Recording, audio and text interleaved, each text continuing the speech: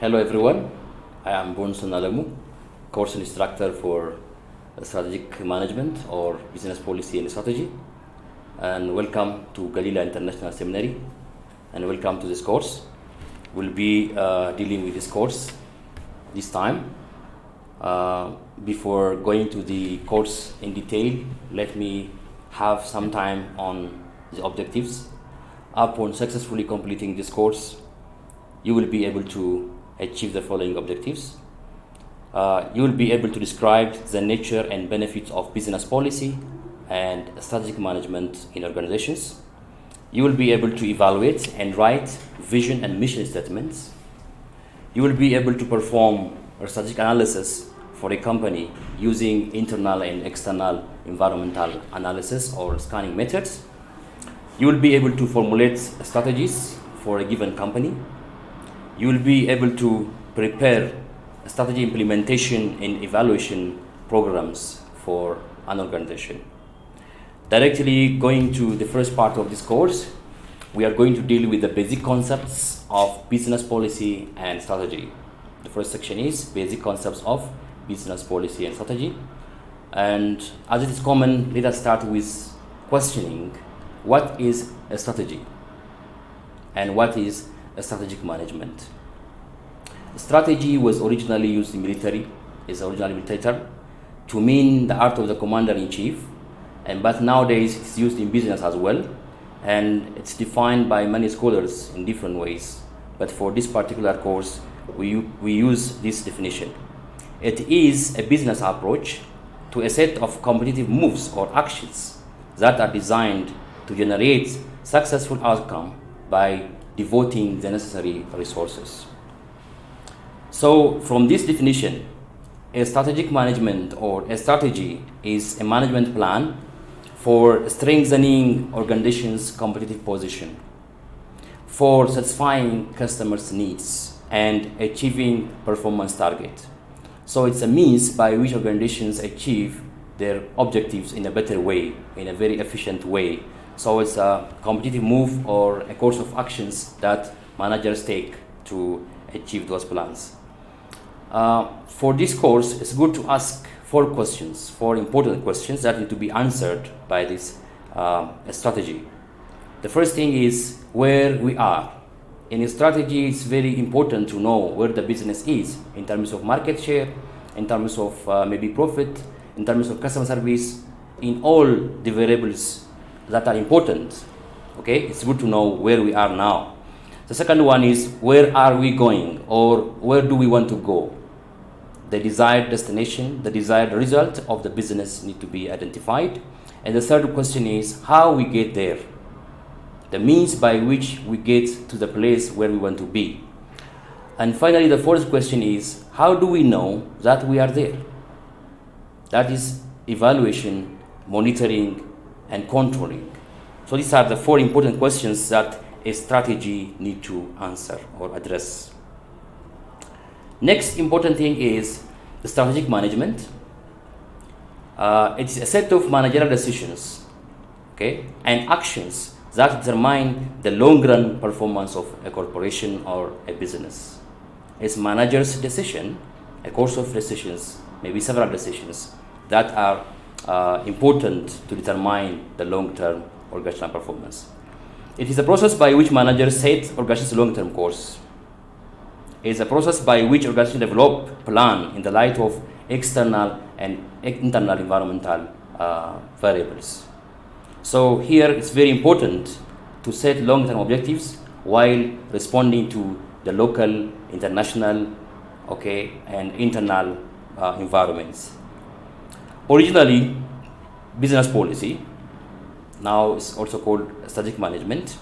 It incorporates environmental scanning.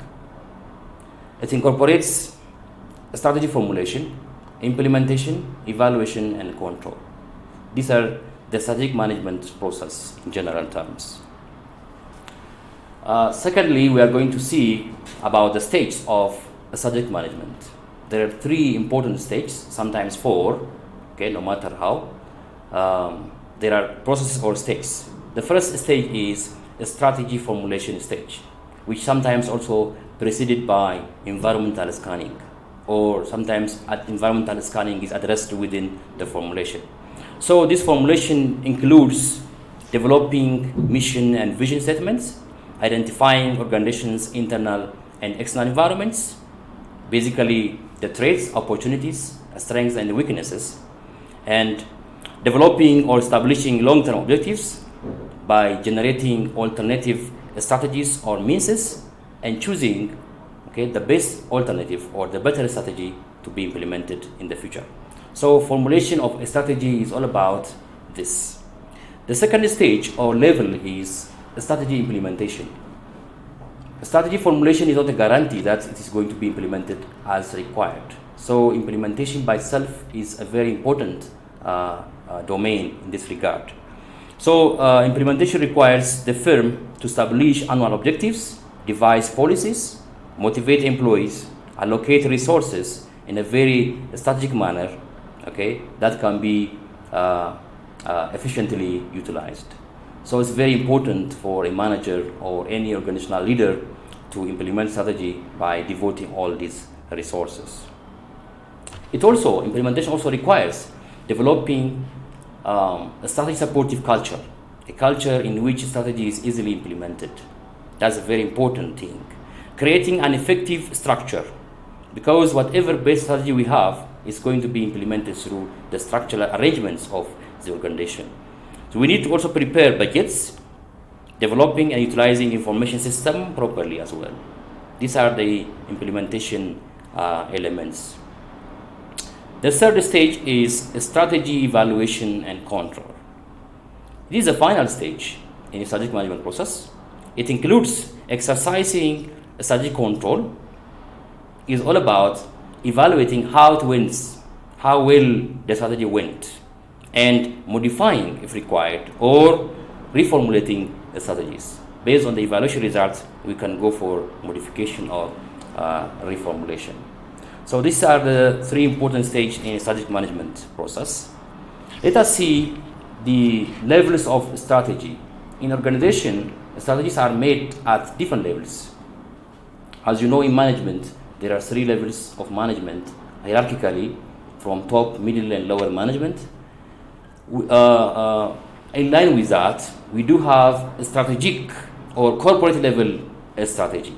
Corporate level strategy, we have business level strategy, and functional level strategy. Let us see the first one. Corporate level strategy is the overall direction of the organization. It is a strategy that's made at the top or the final decision-making level of the organization, which is overall and corporate level. So examples of corporate level strategies are like company growth strategies, stability strategies, and also retrenchment strategies are made at corporate level. The second one is business strategy, which is basically focused on business lines or strategic business units. So we'll have each business level or business unit have their own strategy, which is again derived from the corporate one, of course. So it occurs at business unit or product level. It emphasizes improvement of the competitive position of the corporation's product or services. They are grouped also into two. We'll see that one. But before that, for a company that has different product lines or business units, they might have different business strategies, while they do have common corporate strategy of either growth, retrenchment, or stability. So business strategies can be of two. One is competitive strategy, competing with others and winning the competitors in the market, or cooperative strategy, working together with other firms. These are the two important business strategies. The third one and the final for the levels is functional strategy. Functional level derived from the functions of organizations or functions in the organization, like HRM, marketing, finance, operations, research and development. These are different functions in the organization, so they do have their own strategy. HR strategy, marketing strategy, finance strategy, and also operations strategy. This is mainly aimed at maximizing resource productivity and efficiency. because this is the area where the final strategy is going to be splitted and implemented. The fourth important point under the basic concepts of a strategy is the strategic management process. Okay. The process starts with a strategic intent or intended direction of the organization. This includes visioning, company vision, what the organization aspires to become or to be, mission, firmest reason of existence, goals, the qualitative performance goals or areas, and objectives, which are quantitative, quantified operational targets. So vision, mission, goals, and objectives are the important strategic intents that need to be identified ahead. After having this intent, we go for a strategic analysis, which is mainly about analyzing the environment. External analysis, which includes analyzing the political, legal, economic, social, environmental, socio-cultural, and so many environments. The reason is, in a strategy, we need to assimilate ourselves sometimes with those external environments which are not challengeable or which are not possible to win as a firm. So it's good to know and adjust oneself towards that.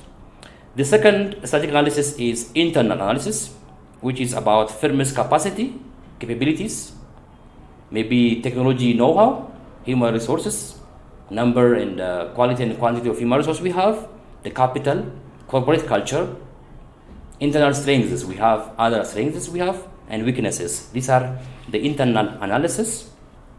After having analysis of internal and external environment, we go for formulation of a strategy.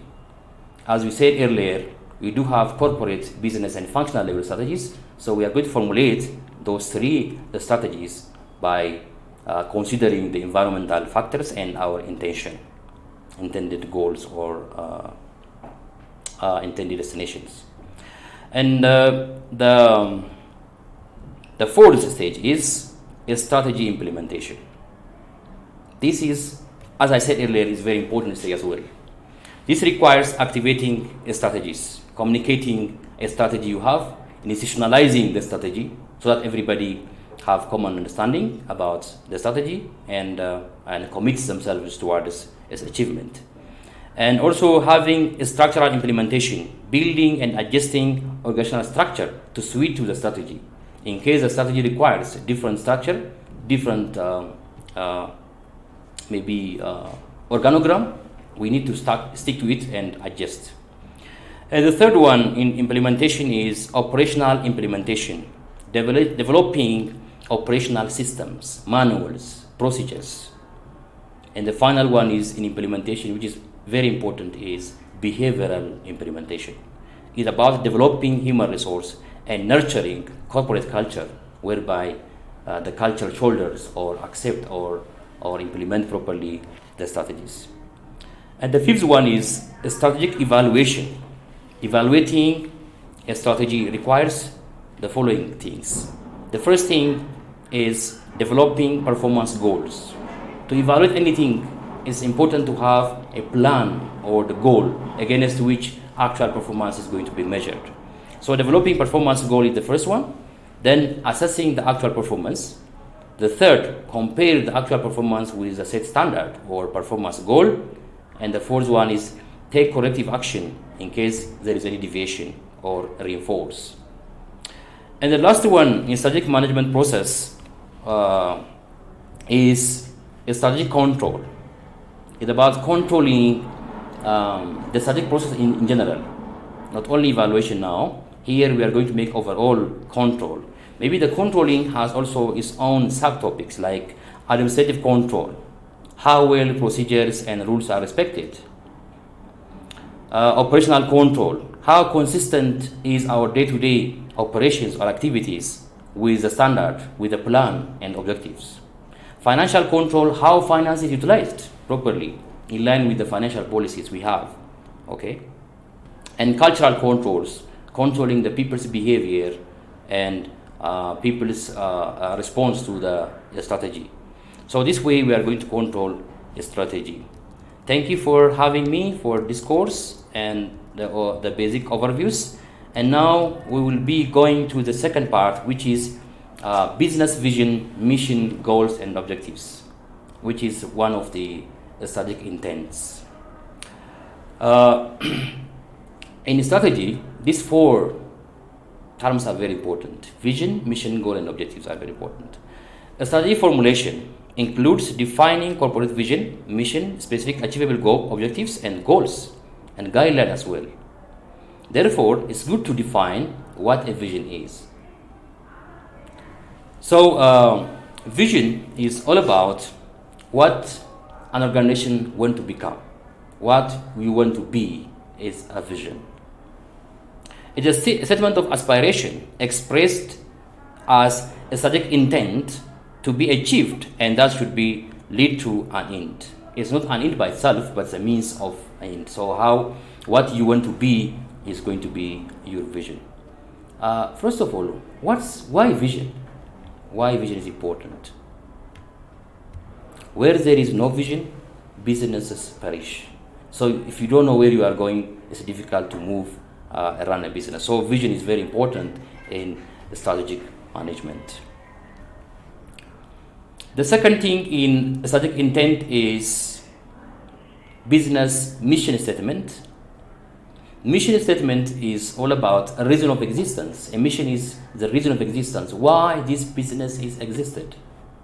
Okay. An organization's mission statement is a purpose or reason for its existence. It tells what the company is providing to society. So what you provide is expressed in terms of mission statement.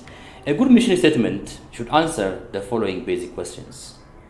The first one, customer. Who are the firm's customer? A mission statement needs to address the customer that they are going to serve. So it's good to know who the customers are, okay, and how the company is planning to address those customers. The second important question we need to answer is, what is the product or service we have or we offer? What is the major product of the firm or the business? That's another important question that we need to address in our mission statement. Markets, the third one is market. Geographically, where are we competing? Where are we doing the business? The market geographically need to be also addressed.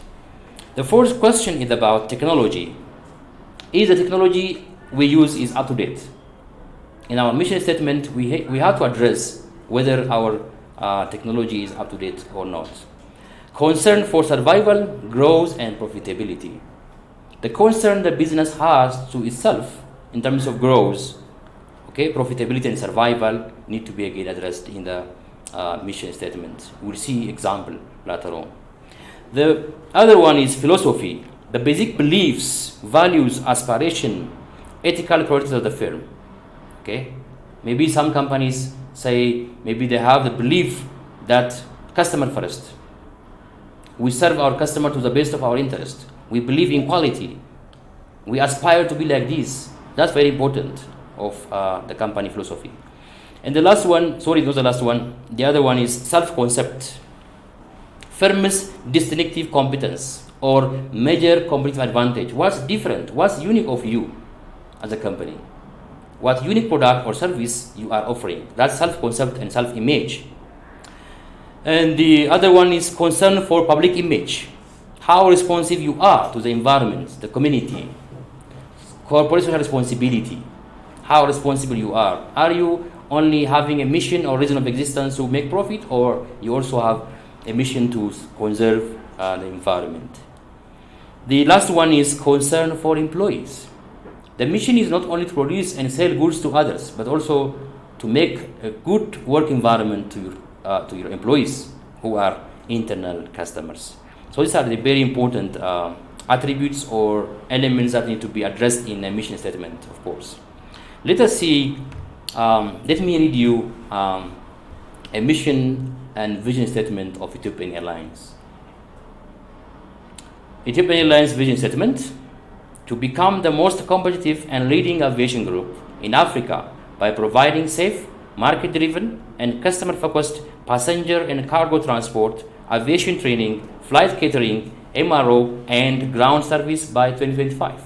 This is what Ethiopian Airlines want to become. This is a vision. When it comes to their mission, it's a bit long, but let me read and also try to link with the key elements or questions that need to be answered by a mission statement. Okay, so let me read the mission statement. It says to become the leading aviation group in Africa by providing safe and reliable passenger and cargo air transport, aviation, training, flight catering, ground service, whose quality and price value proposition is always better than its competitor. This is how it's mentioning how they are becoming better than competitor. This is mainly about their services mentioned, the product, the training, catering services, okay, air transport, cargo, reliable passenger service. These are the product or services mentioned in the mission statement. Always better than competitors. Okay, this one is again about self-concept.